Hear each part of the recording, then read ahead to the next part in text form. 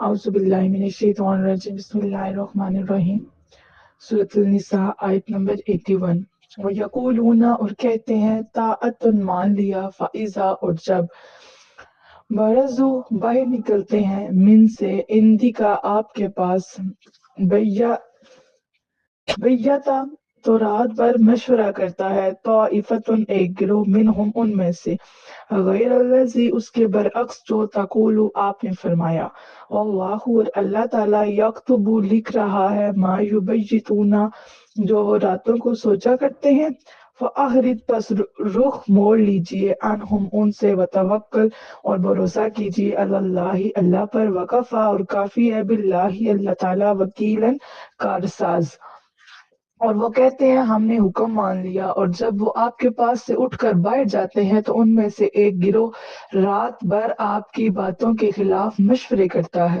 اور اللہ تعالیٰ لکھ رہا ہے جو کچھ وہ راتوں کو کہتے ہیں اور آپ ان سے منہ پھیر لیجیے اور اللہ پر توکل رکھیں اللہ تعالیٰ آپ کا کارساز یعنی آپ کا مددگار کافی ہے۔ اس کی تفسیر دیکھ لیتے ہیں یعنی میرے پیارے حبیب صلی اللہ تعالیٰ علیہ وآلہ وسلم جب یہ منافقین آپ کے پاس آتے ہیں تو آپ کی اطاعت کا اقرار کرتے ہیں اور راتوں کو آپ کے خلاف سازشوں میں مصروف ہو جاتے ہیں لیکن آپ ان کی پرواہ نہ کریں اللہ تعالیٰ پر بھروسہ رکھیں اور وہی آپ کا کارساز آپ کا مددگار کافی ہے۔ افلا تو کیا یتدبرون غور نہیں کرتے القرآن قرآن میں وَلَوْ كَانَ اور اگر ہوتا من سے ان دی طرف غیر اللہ غیر اللہ کی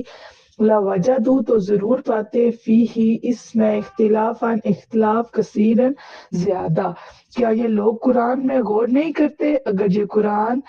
اللہ تعالیٰ کے سوا کسی اور کی طرف سے ہوتا تو یقیناً اس میں بہت اختلاف پاتے۔ اس کی تفسیر دیکھ لیتے ہیں کہ اس آیت میں قرآن مجید کی صداقت یعنی قرآن مجید کی سچائی جانچنے کے لیے ایک معیار بیان کیا گیا ہے یعنی 23 سال کے لمبے عرصے میں نازل ہونے والی عظیم کتاب میں کہیں اختلاف نہیں ہے۔ یہ ایسی کتاب ہے جس میں کہیں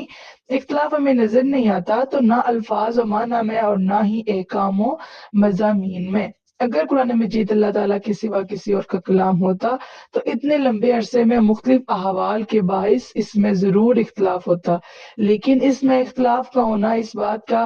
بین ثبوت ہے کہ یہ کسی انسان کا کلام نہیں ہے بلکہ اللہ تعالیٰ کا کلام ہے۔ کاش غیر مسلم قرآن مجید کے الفاظ و مضامین پر غور و فکر کرے اور اپنی دنیا اور آخرت سنوارنے کے لیے اس سراسر صداقت کتاب پر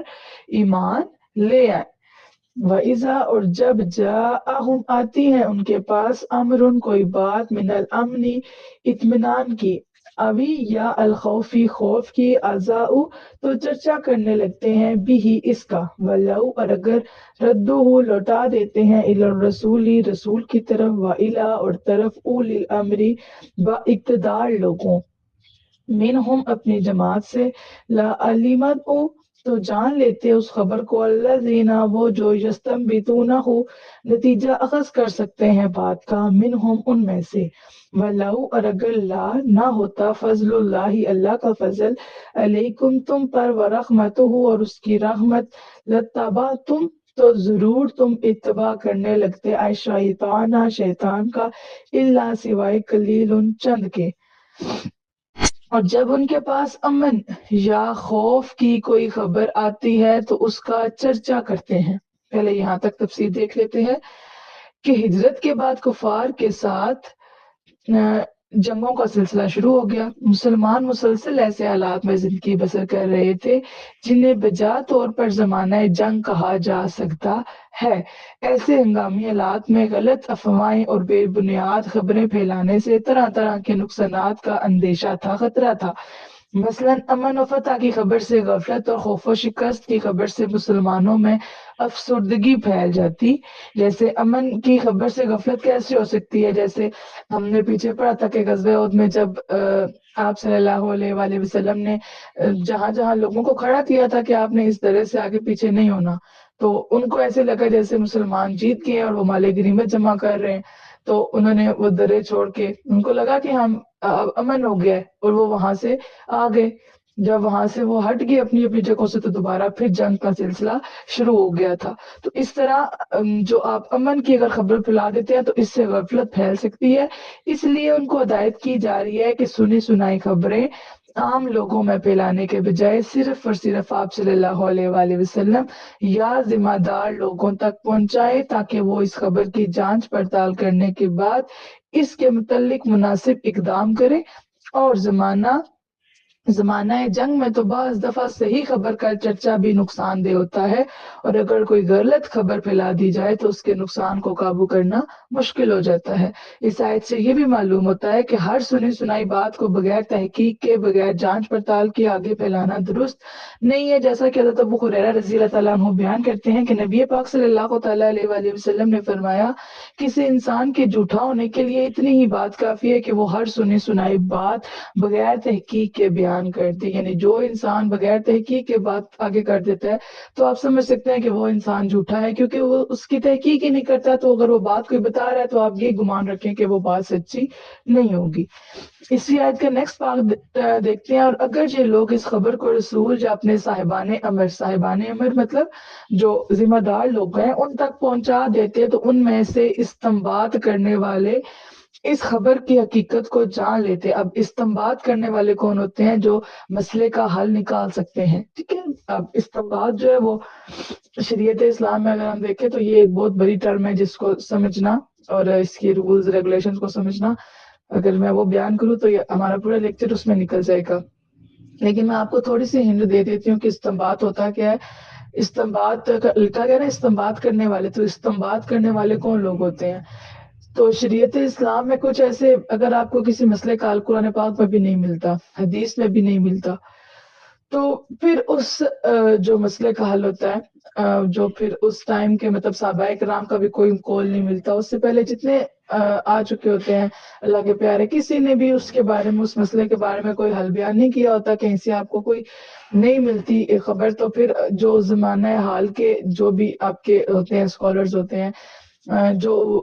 وہ پھر اکٹھے ہو کے کسی بات کا حل نکالتے ہیں، یعنی کوئی وہ فائدہ کوئی کسی مسئلے کا حل بتاتے ہیں۔ لیکن استنباط کرنے کے لیے نا کچھ شرائط ہوتی ہیں جو کہ شریعت اسلام میں بتائی ہیں کہ اگر یہ شرط اس بندے میں پائی جائے تو پھر وہ بندہ اس مسئلے کا حل بتا سکتا ہے۔ ایسا نہیں ہے کہ ہر اسکالر جو ہے وہ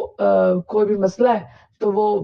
اسی طرح کہہ دے کہ اس کا حل قرآن پاک میں بھی نہیں ہے، حدیث میں بھی نہیں، تو میں آپ کو اس کا حل، ایسے نہیں ہوتا۔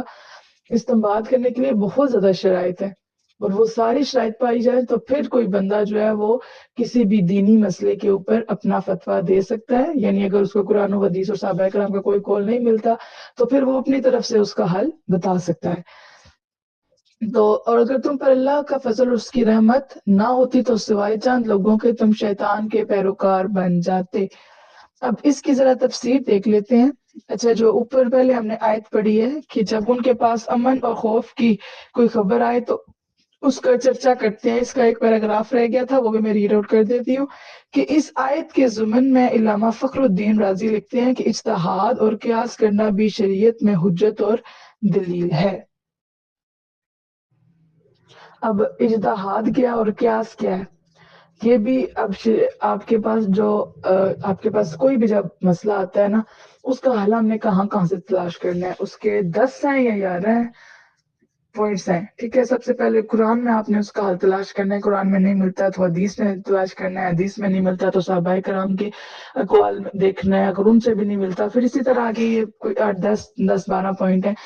کہ آپ نے کہاں کہاں دے سکتے ہیں۔ اب ایک اس میں آتا ہے اجتہاد اور ایک ہوتا ہے قیاس کرنا۔ یہ جو میں نے آپ کو استنباط بتایا ہے نا کہ مسئلے کا حل تلاش کرنا، آپ سمجھیں کہ یہ اسی کے معنوں میں آتا ہے کہ اب آپ جو زمانہ حال کے لوگ ہیں وہ بیٹھ کر اس مسئلے کا حل نکالتے ہیں تو وہ قیاس ہوتا ہے، ٹھیک ہے۔ تو اس کو بھی پھر حجت اور دلیل سمجھا جاتا ہے، یعنی اس کو پھر اس پر عمل کیا جاتا ہے۔ دلیل کیا ہوتی ہے؟ پروف، کہ یہ فلاں بندہ اگر یہ اس مسئلے کا حل بتا رہا ہے تو اس کو ہم دلیل، اس کو یعنی پروف مانتے ہیں اور اس پر عمل کرتے ہیں۔ لیکن شرط یہ ہے کہ صرف ان مسائل ہی میں ہو جن کے متعلق قرآن و حدیث میں واضح حکم موجود نہ ہو۔ لیکن اجتہاد اور قیاس اپنی طرف سے کوئی انسان کسی مسئلے کا حل تب بتا سکتا ہے جب واضح ہو کہ اس مسئلے کا حل قرآن و حدیث میں موجود نہیں ہے، اور صرف وہی اہل علم کریں جو استنباط کی اہلیت رکھتے ہوں۔ ٹھیک ہے، جیسے میں نے آپ کو بتایا نا، استعمال کرنے کے لیے کچھ رولز ریگولیشن بتائے گئے ہیں، کچھ بتائی گئی ہیں کوالٹیز کہ اگر ایک انسان میں وہ کوالٹیز پائی جائیں گے تو پھر وہ استعمال کر سکتے ہیں. اور یہ اب استعمال کرنے کے لیے دو شرطیں ہیں. ایک تو اس بات کی کلیئرٹی ہو کہ وہ مسئلہ قرآن و حدیث میں موجود نہیں ہے. پھر دوسری بات کہ استعمال کرنے کی جو اہلیت وہ بندہ رکھتا ہو، اور اس کے بعد عام لوگوں پر واجب ہے کہ وہ ان علماء کی تقلید کریں. اگر یہ دونوں شرائط پائی جاتی ہیں تو پھر عام لوگوں پر یعنی باقی جو عوام ہیں ان پر واجب ہے کہ وہ اس بندے کی بات کو مانیں. اس سے یہ بھی معلوم ہوا کہ آپ صلی اللہ علیہ وآلہ وسلم بھی مثال شریعہ میں استنباط کرتے تھے. نیز اس آیت سے تقلید کا حجت ہونا بھی ثابت ہوتا ہے. تقلید کا حجت ہونا یعنی جو علماء نے آپ کو بتایا ان کی پیروی کرنا بھی اس کا پیروی کرنے کا بھی ہمیں ثبوت ملتا ہے. یعنی اہل علم قرآن و سنت کی روشنی میں جن مسائل کا استنباط کریں ان مسائل میں اہل علم کی تقلید کی جائے. یعنی یہ تو اب آپ کو استنباط کو بہت بتایا گیا نا کہ اگر اس کا مسئلہ وہ قرآن و حدیث میں ہے ہی نہیں. اس کے علاوہ جو بھی اہل علم ہوتے ہیں جب وہ قرآن و حدیث کے حوالے سے آپ کو کوئی بات سمجھاتے ہیں تو پھر آپ پر واجب ہے کہ آپ نے ان کی بات پر عمل کرنا ہے. تو اللہ تعالیٰ کے فضل و کرم سے اب نیچے جو ہم نے پڑھا ہے اس کے بعد جو ہم نے نیکسٹ پارٹ پڑھا ہے اسی آیت کا کہ اگر یہ لوگ اس خبر کو رسول یا صاحبان امر تک پہنچا دیتے تو اس میں سے استنباط کرنے والے اس خبر کی حقیقت کو جان لیتے، اور اگر تم پر اللہ کا فضل ہوتا اور اس کی رحمت نہ ہوتی تو سوائے چند لوگوں کے تم سب شیطان کے پیروکار بن جاتے. اس کی ذرا تفصیل دیکھ لیتے ہیں کہ اللہ تعالیٰ کے فضل و کرم سے مراد ہے کہ قرآن کریم کا یہ حکم ہے کہ تم افواہوں کو پھیلانے کے بجائے آپ صلی اللہ علیہ وآلہ وسلم اور اہل علم تک پہنچا دو. اللہ کے فضل سے کیا مراد ہے؟ یعنی اللہ تعالیٰ نے جو آپ کو پہلے یہ حکم نازل فرما کے ایک بات سمجھا دی ہے کہ کوئی بھی خبر آپ کے پاس آئے تو پہلے آپ نے اس کی جانچ پڑتال کرنی ہے، آپ صلی اللہ علیہ وآلہ وسلم کے پاس لے کے جانا ہے یا پھر جو ذمہ دار لوگ ہیں ان تک خبر لے کے جانی ہے. اگر یہ حکم نازل نہ ہوتا تو کسی بندے تک کوئی بھی خبر آتی تو وہ اس کو آگے پھیلا دیتا، اور اگر ایسا کرنا شروع ہو جاتا تو پھر سارے لوگ شیطان کے پیروکار بن جاتے سوائے چند لوگوں کے. تو اب آپ کو کیا سمجھایا جا رہا ہے کہ افواہوں کو پھیلانے کے بجائے آپ صلی اللہ علیہ وآلہ وسلم اور اہل علم تک پہنچا دو، اور اگر اللہ تعالیٰ اس حکم کے ذریعے تم پر اپنا فضل نہ فرماتا تو تم لوگ جھوٹی افواہوں کا شکار ہو کر شیطان کے پیروکار بن جاتے، اور صرف چند لوگ ہی ثابت قدم رہتے جو اپنے علم و عقل کے ذریعے جھوٹی اور سچی خبروں میں امتیاز کرتے. یعنی اپنی عقل کے ذریعے وہ جھوٹی اور سچی خبر میں فرق کر سکتے اور حالات کے مطابق اقدام کرتے. لہٰذا اللہ تعالیٰ کی ہدایات کا شکر ادا کرو اور ان پر پوری طرح عمل کرو. فقاتل تو جہاد کرو فی سبیل اللہ، اللہ کی راہ میں، لا تکلفو نہ تکلیف دی جائے گی آپ کو، اللہ سوائے نفس کا آپ کی ذات کے، وحردی اور ابارے آپ المؤمنین ایمان والوں کو، اف اللہ عجب نہیں کہ اللہ ایہ کفار روک دے بأسا روز الذین کفروا جو کفر کر رہے ہیں، واللہ اور اللہ تعالیٰ اشد بہت سخت بأسن گرفت و نیز اشد و بہت سخت تنکیلاً سزا دینے والا ہے. بس اے نبی تم اللہ کی راہ میں جہاد کرو، آپ کو صرف آپ کی ذات کا مکلف کیا جائے گا، اور اہل ایمان کو جہاد کی ترغیب دو. بہت ممکن ہے کہ اللہ تعالیٰ کافروں کے زور کو روک دے، اور اللہ کی ذات سب سے زیادہ طاقت والی اور اس کی سزا سب سے سخت ہے. اس کی تفسیر دیکھ لیتے ہیں کہ اس آیت میں اللہ تعالیٰ نے آپ صلی اللہ علیہ وآلہ وسلم کو جہاد کرنے کا حکم دیا ہے، جبکہ باطل حق کے مقابلے میں آئے، جب باطل یعنی جو جھوٹا ہے وہ سچے کے مقابلے میں آئے تو جہاد کے لیے قدم آگے بڑھاؤ، خواہ آپ تنہائی کیوں نہ ہو. اور غالباً اسی لیے آپ صلی اللہ علیہ وآلہ وسلم نے فرمایا اس ذات کی قسم جس کے قبضہ قدرت میں میری جان ہے، میں کفار سے اسلام کی خاطر ضرور لڑوں گا حتیٰ کہ میری گردن جدا ہو جائے. اس کے بعد اللہ تعالیٰ نے فرمایا کہ مسلمانوں کو بھی جہاد کی ترغیب دو، عنقریب اللہ تعالیٰ کافروں کے زور کو توڑ دے گا. چنانچہ بعد میں ایسا ہی ہوا اور سارے عرب کے علاقے میں اسلام کا پرچم لہرانے لگا، اور جب تک مسلمان پورے اسلام پر عمل پیرا رہے تو دنیا میں سپر پاور کے روپ میں جلوہ گر رہے. امید ہے آپ کو یہاں تک سمجھ آ گئی ہوگی، باقی کوئی بھی سوال ہو تو آپ پوچھ سکتے ہیں. اور اللہ تعالیٰ سے دعا ہے کہ جو پڑھا ہے اس پر ہمیں عمل کرنے کی توفیق عطا فرمائے اور اسے دوسروں تک پہنچانے کی توفیق عطا فرمائے۔ اور خصوصاً بالخصوص آپ بھی دعا کیا کریں، میں بھی دعا کرتی ہوں کہ اللہ تعالیٰ ہمیں اس قرآن پاک کی تفسیر کو مکمل پڑھنے کی، پڑھانے کی اور اس پر عمل کرنے کی اور اسے دوسروں تک پہنچانے کی توفیق عطا فرمائے۔ یہ ایسا کام ہے جو شروع تو بہت سے لوگ کرتے ہیں، لیکن اس کو اختتام تک پہنچانا یہ بہت مشکل ہے، کیونکہ راستے میں جب بھی آپ کوئی نیکی کا کام شروع کرتے ہیں تو رکاوٹیں بہت زیادہ ہوتی ہیں۔ تو ان رکاوٹوں پہ اللہ تعالیٰ ہمیں ثابت قدم رہنے کی توفیق عطا فرمائے اور کوئی ایسی رکاوٹ نہ آئے کہ جس میں ہم اپنا دل چھوڑ دیں اور پڑھنا پڑھانا چھوڑ دیں۔ یہ دعا ضرور کیا کریں، کیونکہ ہر انسان کی لائف میں مطلب اپس اینڈ ڈاؤنز آتے رہتے ہیں، اور سم ٹائم انسان وہ چھوڑ دیتا ہے کہ نہیں مجھ سے پڑھنے ہوتا یا نہیں پڑھانے ہوتا، تو بندہ چھوڑ دیتا ہے۔ تو ہم نے ان میں سے نہیں ہونا، اللہ تعالیٰ سے دعا کرنی ہے کہ اللہ تعالیٰ ہمیں ثابت قدم رکھے اور کم از کم ہم ایک دفعہ اس قرآن پاک کی تفسیر کو ضرور ختم کریں۔ زیادہ سے زیادہ تو ہم جتنی تفسیر پڑھیں گے اتنا ہی کم ہے، لیکن یہ ہے کہ اگر آپ ایک دفعہ اس طرح پڑھ لیتے ہیں تو پھر انشاءاللہ آپ اس قابل ہوں گے کہ آپ کوئی بھی تفسیر کی بک خود پڑھ لیں گے۔ تفسیر تو بہت سی کتابیں ہیں نا، ایک تو نہیں ہے، بہت سے رائٹر ہیں تفسیر کے۔ تو اگر آپ ایک تفسیر کی بک کسی کے پاس پڑھ لیتے ہیں، اس کے بعد آپ نے مطلب یہ سلسلہ ختم نہیں ہو جاتا، پھر یہ ہے کہ آپ اس قابل ہو جاتے ہیں کہ آپ کوئی اور تفسیر کی بک لیں اور اس کو خود پڑھیں اور ساتھ دوسروں کو بھی پڑھائیں۔ تو یہ انشاءاللہ ہماری زندگی کا مشن ہے کہ میری تو یہ سب سے بڑی مطلب خواہش ہے کہ جو بچے پڑھ رہے ہیں تو یہ مکمل کریں، اور کم از کم ایک، زیادہ سے زیادہ تو جتنے لوگوں کو پڑھائیں گے اتنا ثواب ہے، لیکن کم از کم ایک بندے کو آپ نے ضرور پڑھانا ہے، چاہے وہ آپ کی اپنی سسٹر ہو، کوئی کزن ہو، کوئی دوست ہو، جو بھی ہو، کسی ایک بندے کو آپ نے ضرور پڑھانا ہے، کیونکہ پڑھانے سے جیسے آپ کو سمجھ آتی ہے نا، وہ پڑھنے سے اس لیول کی نہیں آتی۔